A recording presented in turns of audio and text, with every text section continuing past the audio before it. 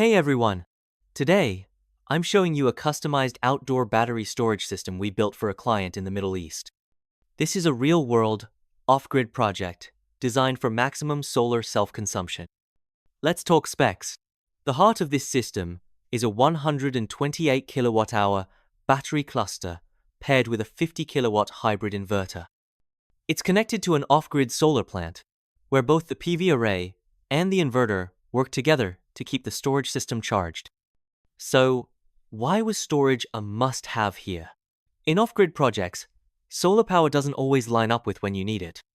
During the day, you generate large amounts of energy, but if you can't store it, it's just wasted.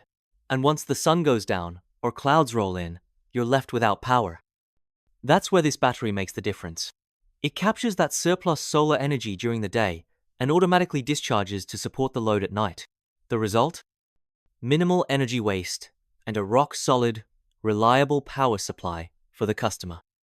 This is a perfect example of how customized storage solutions make off-grid solar dependable, even in the most demanding environments.